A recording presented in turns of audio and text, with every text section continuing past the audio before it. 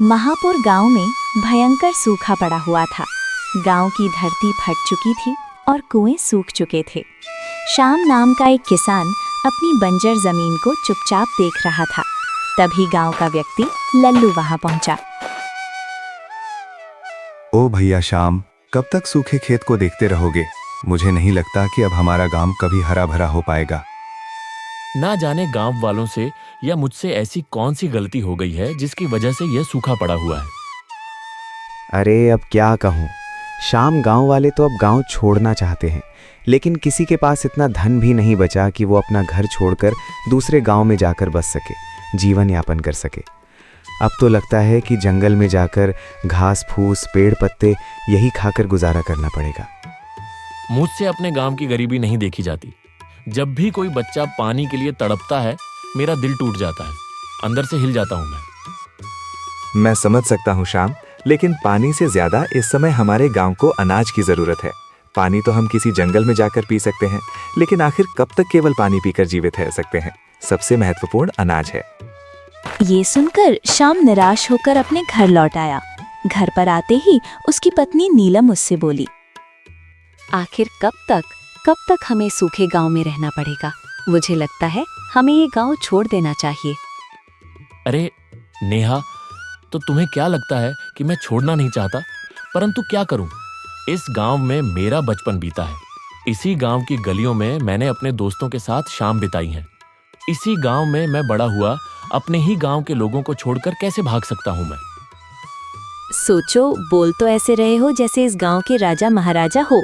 अरे तुम क्यों नहीं समझते कि इस गांव की धरती ने अनाज उगाना बंद कर दिया है और दूसरे राज्य ने अब हमें भीख में अनाज देना भी बंद कर दिया है। कितनी बार कहा है तुमसे कि जाकर राजा तेज सिंह से मदद मांगो, लेकिन मेरी बात तो कोई गांव वाला सुनता ही नहीं।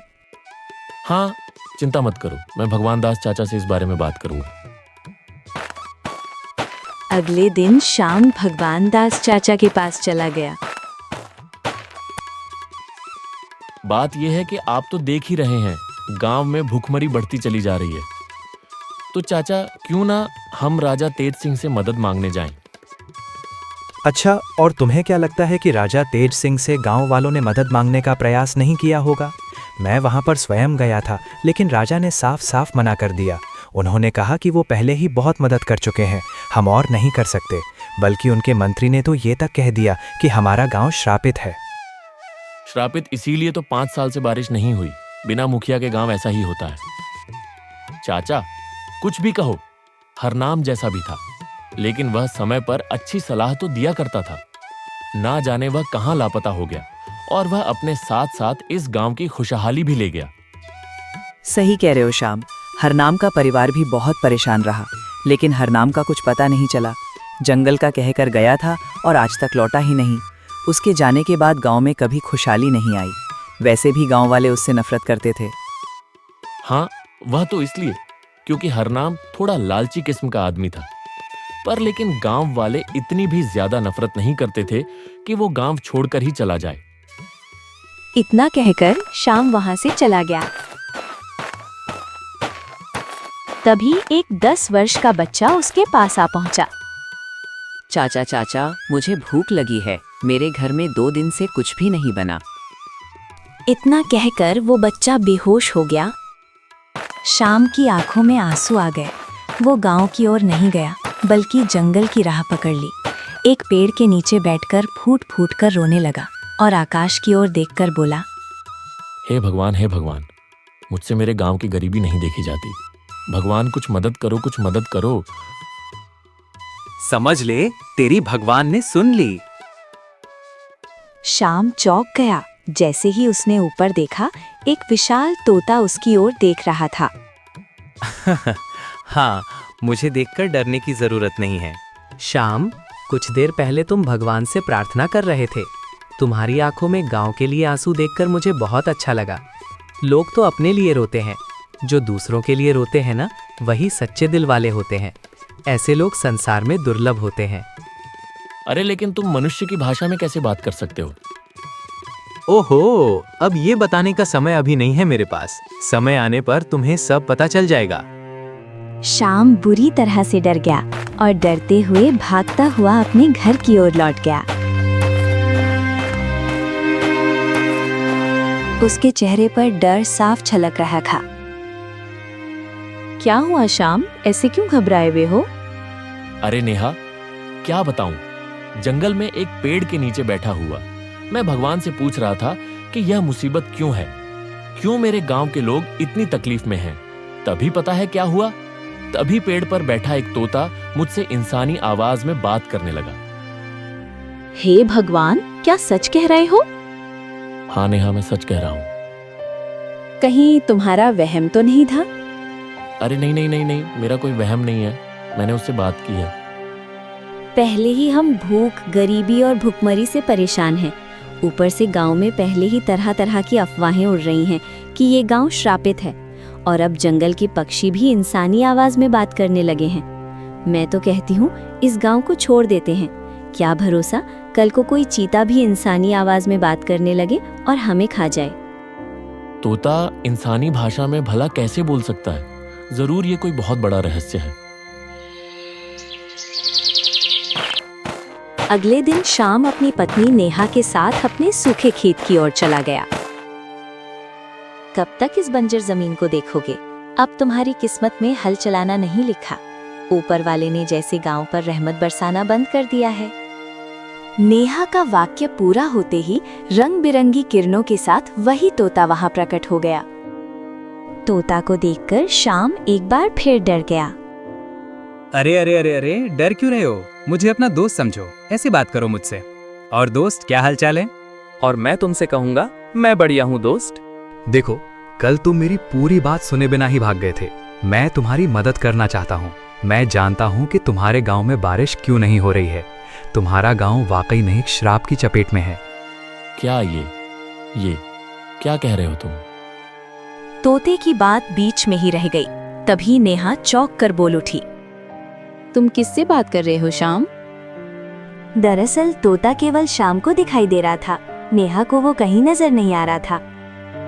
हैं? तुमने नहीं देखा? अरे तुमने देखा नहीं? किस तरह से रंग बिरंगी किरणों से तोता प्रकट हुआ और मुझसे बात कर रहा है। क्या बात कर रही हो? क्या तुम्हें तोता नहीं दिखाई दे रहा? भगवान की कसम, लगता है गांव की गरीबी और भुखमरी ने तुम्हारे दिमाग को खराब कर दिया है। कहाँ है तोता? मुझे तो कुछ दिखाई नहीं दे रहा। मुझे केवल तुम देख सकते हो श्याम, क्योंकि मुझसे कहा गया था कि जिसका मन सोने की तरह शुद्ध होगा वही मुझे देख और सुन सकेगा। इस गांव में ऐसा कोई भी नहीं है। मैं बरसों से उस पेड़ पर बैठा तुम्हारे जैसे किसी सच्चे इंसान की तलाश में था। न जाने कितने लोग वहां से गुजरे, न जाने कितनों से मैंने बातें की, पर कोई भी मुझे देख और सुन नहीं पाया। पर अब जब पहली बार तुमने मुझे देखा है तो मैं खुशी से झूम उठा, ये सोचकर कि चलो कोई तो है, अरे कोई तो है जो मेरी बात सुन सकता है। हाँ, अब मुझे तुमसे कम डर लग रहा है, सही बताऊं तो। अरे तुम अकेले में किससे बात कर रहे हो शाम? अरे नेहा, ये तोता तुम्हें नहीं दिखाई दे रहा, मैं जानता हूं, लेकिन मुझे दिखाई दे रहा है। इस तोते का कहना है कि वो केवल मुझे दिखाई देगा। ये सुनकर नीलम बुरी तरह से डर गई और बोले, हे भगवान, अब इस गांव में और क्या क्या देखना पड़ेगा। इतना कहकर नेहा बेहोश हो गई। शाम नेहा को उठाने ही वाला था कि तभी तोता बोला, डर की वजह से बेहोश हो गई है। चिंता मत करो, कुछ देर में होश आ जाएगा। अच्छा, अब मेरी बात गौर से सुनो। इससे पहले कि श्राप पूरे गांव को निकल जाए, तुम्हें इस गांव को श्राप से मुक्त करवाना होगा, और मुझे भी। क्या मतलब? यूं समझ लो कि इस गांव से ही मेरा श्राप जुड़ा हुआ है। बस इससे अधिक मैं कुछ नहीं बता सकता। परंतु श्राप कैसे दूर होगा? मैं ये बता सकता हूँ, सुनो। तुम्हारे गांव में हर नाम के बाद गांव के लोग सबसे अधिक किसकी बात मानते हैं, बताओ? हमारे गांव में वैसे तो हरनाम वर्षों पहले लापता हो गया था। उसके बाद देखा जाए तो अगर गांव में सबसे ज्यादा किसी की बात मानी जाती है तो वह तो भगवान दास चाचा है। वैसे भगवान दास चाचा भी हरनाम के बराबर ही माने जाते हैं, लेकिन हाँ, हरनाम से वह बहुत अलग है, क्योंकि हरनाम लालची था। ही और जो दिखता है वो होता नहीं। भगवान दास पर नजर रखो, तुम्हें बहुत कुछ पता लगेगा। भगवान दास की सच्चाई जानना बहुत जरूरी है। क्या मतलब? जो कहा है वो करो। तुम्हारी विचारधारा भगवान दास को लेकर बदल जाएगी, बस नजर रखो। इतना कहकर तोता रंग बिरंगी किरणों में बदलकर गायब हो गया और नेहा होश में आ गई। शाम नेहा को सहारा देकर घर ले आया और पूरी घटना उसे बताने लगा। मुझे तो तोते की बातों में कोई सच्चाई छुपी लगती है। अगर वो कह रहा है कि भगवान दास चाचा पर नजर रखो तो जरूर कुछ होगा, हमें नजर रखनी चाहिए। अगले दिन रात के घने अंधेरे में शाम चुपचाप भगवान दास चाचा के घर के बाहर खड़ा हो गया। अंदर भगवान दास अपनी पत्नी आरती से बात कर रहा था। आखिर कब तक हम इस गांव में ऐसे ही रहेंगे? तुम्हारे पास इतना धन है, फिर कब तक गरीब होने का दिखावा करते रहोगे और गांव वालों की आंखों में धूल झोंकते रहोगे? अरे बकवास बंद कर आरती, तुझे बता भी है सारा धन हरनाम के पास है।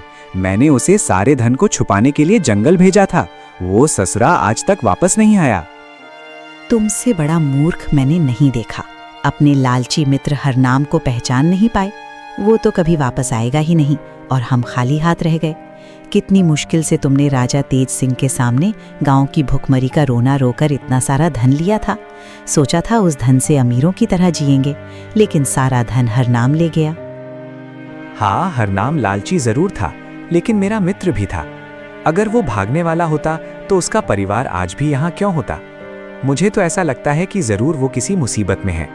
मैंने उसे जंगल में बहुत तलाशा, लेकिन कुछ मिला नहीं। हे भगवान, आखिर हमें कब तक ये दिन देखने पड़ेंगे? मत भूल कि वो हरनाम भी राक्षस का पुजारी था और उसी की पूजा की वजह से हमें ये सब कुछ पता चला कि गांव में इतना भयंकर सूखा पड़ने वाला है। और हाँ, उसने ये भी सलाह दी थी कि हमें राजा तेज सिंह के पास जाना चाहिए और सूखे की भविष्यवाणी को लेकर ढेर सारा धन मांगना चाहिए। अब चूंकि राजा तेज सिंह साधुओं का बहुत सम्मान करते हैं, इसीलिए हमने झूठ बोला कि ये भविष्यवाणी जंगल में रहने वाले एक साधु महाराज ने की है। देखा जाए तो सब कुछ योजना के मुताबिक हुआ था। वो धन लाने में हम सफल हुए थे और हम चाहते थे कि अपने खेत, अपनी जमीन जायदाद गांव वालों को मूर्ख बनाकर बेच दें और खजाना लेकर यहाँ से चले जाएं। पर यही तो गड़बड़ हो गई। जब तक हम चाहते, हमने सोचा कि खजाने को सुरक्षित रखना चाहिए और मैंने दे दिया हरनाम को कि जा भाई, इसको किसी सुरक्षित स्थान पर रख दे। बस इसके बाद से वो कभी लौटकर आया ही नहीं। बाहर खड़ा शाम ये सब सुनकर बुरी तरह चौंक गया। उसके चेहरे की हवाइयां उड़ चुकी थीं। वो दबे पांव वहां से हट गया और भगवान दास के घर से दूर एक पुराने पीपल के वृक्ष के नीचे जाकर बैठ गया। तभी वहां पर अचानक रंग बिरंगी किरणों में वही तोता प्रकट हुआ। उसकी आंखें चमक रही थीं और उसकी आवाज में एक अजीब रहस्य समाया हुआ था। हाँ, तो तुम्हारा चेहरा बता रहा है कि तुमने भगवान दास और उसकी पत्नी की बातें सुन ली हैं। हाँ, सुनी है। और मुझे यकीन नहीं हो रहा कि भगवान दास चाचा और हरनाम इतने घटिया किस्म के इंसान हो सकते हैं। वो भगवान के नहीं बल्कि राक्षस के पुजारी थे। अब तो मुझे लगने लगा है कि गांव में जो सूखे की भविष्यवाणी थी वह असली नहीं थी। असली वजह तो उनकी राक्षस की पूजा रही होगी। और यह भी लग रहा है कि कल भगवान दास चाचा ने जो राजा तेज सिंह से मदद की बात की थी वह भी झूठ था। तुम सही कह रहे हो, क्योंकि भगवान दास अब दोबारा कभी भी राजा तेज सिंह के पास नहीं जाएगा, और जाएगा भी तो कौन सा मुंह लेकर जाएगा। राजा तेज सिंह तो पूछेगा कि उसने जो खजाना दिया था वो कहाँ गया। खैर वो सब छोड़ो, वैसे मैं जानता हूँ कि वो खजाना कहाँ छिपाया गया है। क्या? तुम्हें कैसे पता? हाँ, तुम सवाल बहुत करते हो। ये क्या, वो क्या, ऐसे कैसे? चुपचाप अब मेरे साथ चलो। आ जाओ, आ जाओ। मैं चाहता हूँ कि ये श्राप जल्द से जल्द खत्म हो। आओ जल्दी से चलो। इतना कहकर तोता फड़फड़ाते हुए उड़ने लगा और शाम उसके पीछे पीछे चलने लगा। उनके आगे एक गहरा डरावना जंगल था, जहाँ से पेड़ों की परछाइयाँ भी कांप रही थीं। चारों ओर काले, सूखे, उलझे हुए पेड़ किसी जले हुए शमशान की तरह खड़े थे। चंद्रमा की रोशनी टूटे हुए बादलों के बीच से छनकर आने की ताकत थी। अरे तोते, ये जंगल तो बहुत डरावना है। हम किस ओर जा रहे हैं? डर से बड़ा कोई भ्रम नहीं होता। शाम, चलो, हम गुफा के करीब पहुंच चुके हैं। आ जाओ। शाम और तोता जैसे जैसे जंगल के भीतर बढ़ते गए, हवा और ठंडी होती गई। वहां के वृक्षों से काई लटक रही थी। कुछ ही देर में उनके सामने एक विशाल चट्टान आई, जिसके बीचों बीच एक अंधेरी और गहरी दरार जैसी गुफा का द्वार था। उस द्वार से भीतर झांकने पर कुछ भी नहीं दिखता था। बस एक ठंडी और भारी हवा बाहर की ओर बह रही थी। ऐसा प्रतीत होता था मानो गुफा स्वयं सांस ले रही हो। इसी गुफा में छुपा है वो खजाना। शाम तोते के पीछे पीछे उस रहस्यमयी गुफा में चला गया। भीतर पहुंचकर उसकी आंखें चौंधिया गईं। वहां अथाह सोना चांदी और रत्नों का ढेर पड़ा हुआ था। बाप रे, इतना सारा खजाना! हाँ, राजा तेज सिंह ने अपना आधा खजाना साधु के नाम पर दे दिया था। ये तो उसका कुछ अंश है। अब तुम्हारे सामने दो रास्ते हैं। या तो इस खजाने को लेकर अपने गांव लौट जाओ और सबकी मदद करो, या फिर अपनी पत्नी को साथ लेकर इस खजाने के साथ कहीं दूर जाकर जीवन भर अमीरी में रहो। अरे बकवास मत करो। तुम जानते हो कि मेरे लिए यह खजाना कुछ भी नहीं है। मैं तो बस इतना चाहता हूँ कि मेरे गांव के लोग भूख से न मरे। मुझे आज भी याद है, वह बच्चा मेरे पास आया, भूख भूख कहते हुए बेहोश हो गया। नहीं नहीं, मेरे लिए इस खजाने की अहमियत बस इतनी ही है कि मैं सबकी मदद करूं, बस। तभी रंग बिरंगी चमक फैल गई और एक साधु प्रकट हो गया, जिसे पहले शाम ने कभी नहीं देखा था। शाम, सवालों के जवाब मैं बाद में दूंगा। पहले ये बताओ, क्या तू इस खजाने को चाहता है या चाहता है कि तेरा महापुर फिर से हरा भरा हो जाए और आकाश से पानी की बूंदें बरसने लगे? बता। प्रणाम साधु महाराज। अगर मेरा गांव फिर से हरा भरा हो जाए, सूखा समाप्त हो जाए, तो मैं इस खजाने को देखना भी नहीं चाहता। नहीं चाहिए मुझे खजाना। इतना कहते ही वही तोता रंग बिरंगी चमक के साथ बदल गया। अब वहाँ हरनाम खड़ा था। ये देखकर शाम स्तब्ध रह गया। हरनाम जी, आप? हाँ, हरनाम ही श्राप की वजह से तोता बना दिया गया था। मुझे हरनाम और भगवान दास के बारे में सब पता चल गया था। वो भगवान के नहीं, राक्षस के पुजारी थे। एक दिन राक्षस इनकी पूजा से प्रसन्न हुआ और प्रकट हो गया। राक्षस ने दोनों को बताया था कि कुछ समय बाद गांव में भयंकर सूखा पड़ेगा। उसने कहा कि राजा तेज सिंह से एक भविष्यवाणी के नाम पर खजाना मांगो। राजा संतों का बहुत आदर करता है। बस इसी भय के फायदा उठाकर हरनाम और भगवान दास ने राजा से आधा खजाना प्राप्त कर लिया। भगवान दास ने ही हरनाम से कहा था कि वो खजाना कहीं छिपा दे। अब हरनाम इसी गुफा में खजाना छिपाने आया था और तभी मैं वहां पहुंच गया।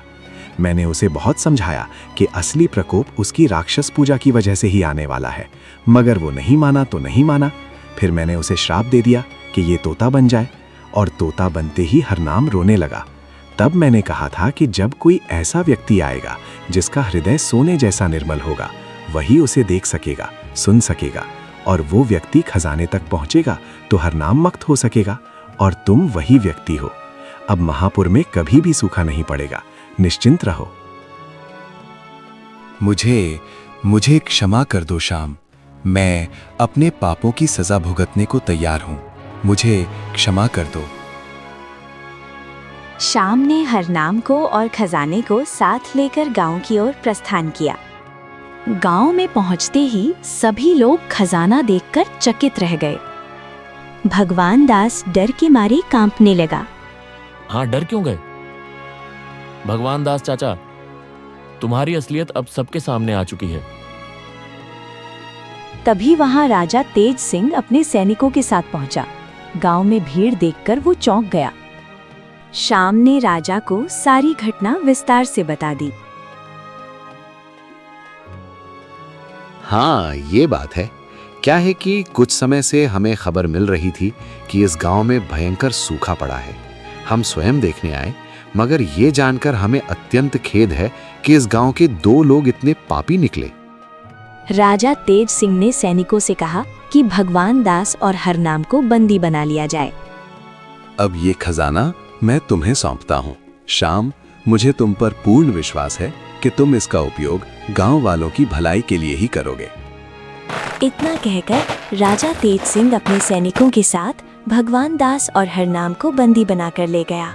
उसकी जाते ही आकाश में बादल घिराए और घनघोर वर्षा होने लगी। खेत लहलहाने लगे, तालाब भर गए और महापुर फिर से हरा भरा हो गया।